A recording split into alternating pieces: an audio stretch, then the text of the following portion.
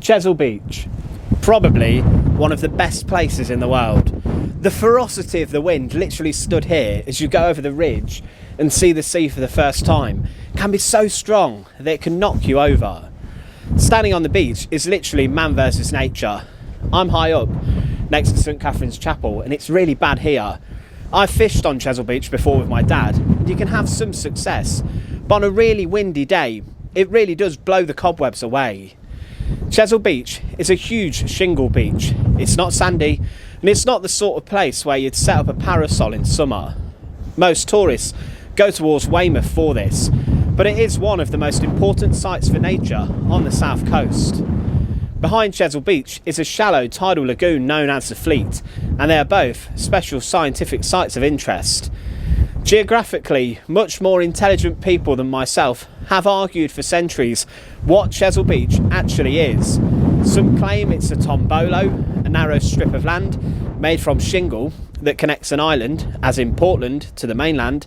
Others argue that it's actually a barrier beach or a bar, which has somewhat moved towards the land.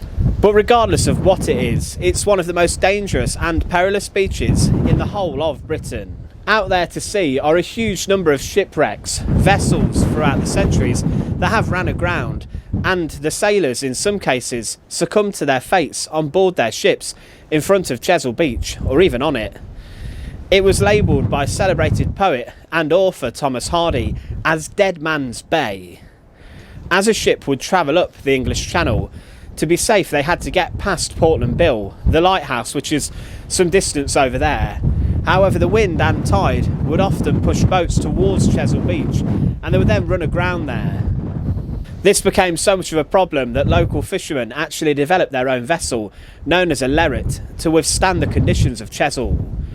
One site out to sea, which is actually protected, is known as the cannon site, where a cluster of cannons dating from the 1600s to around 1780 lie at the bottom of the sea, these cannons possibly being jettisoned from a stricken vessel or ship.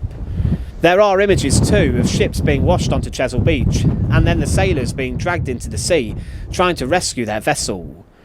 The most recent tragedy in the seas that took place here occurred in 1974 with the English trawler, the Scoldis, snagging its nets in the wreckage of a World War II aircraft, and this then sank, leading to the loss of 3 people's lives. It is believed that it was the remains of a German bomber that caused the Scoldis to flounder, with the men on board becoming some of the last victims of the Second World War Luftwaffe bomber aircraft. It's so windy. It's so windy here. But what also makes this beach one of the most dangerous is the huge floods and storm surges that can strike. During the Great Storm of 1824, many villages that had developed around Chesil were destroyed and washed away, and the Great Storm was so disastrous that the village of Chiswell never recovered and has thus disappeared. There are modern flood defences here to help the people who live nearby, but when a storm hits here, often houses which can be found near to the seawall have windows damaged and smashed as the pebbles from Chesil are literally thrown towards their homes.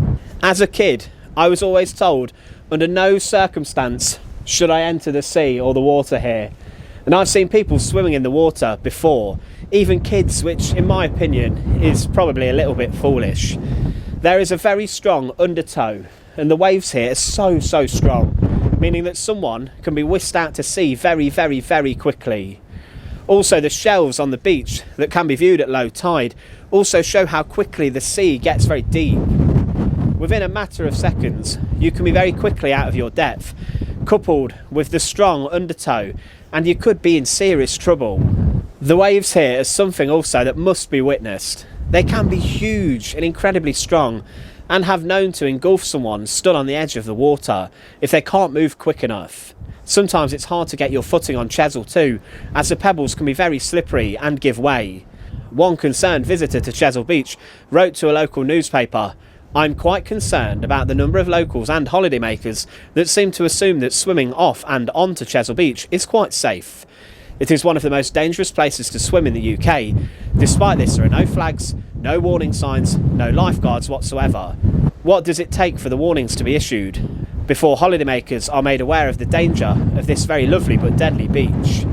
That concerned local does raise a very good point.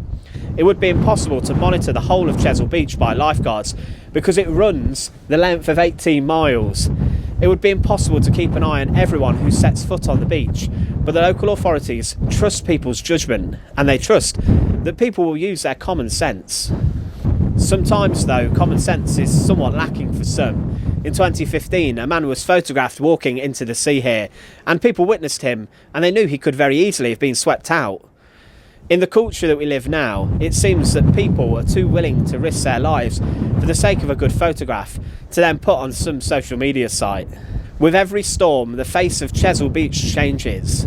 Despite it being considered one of the most dangerous beaches in Britain, you must come here, but you must also use your common sense.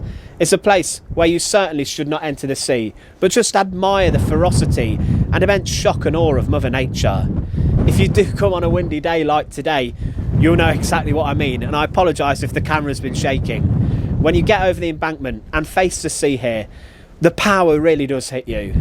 It's one of the greatest places in the whole of England, possibly the world, and it's somewhere I'll keep coming back to. It's a great place to just clear your head, forget about what's going on, and just listen to the wind, the waves, and Mother Nature. It is so windy here, honestly. Absolutely beautiful. What a view.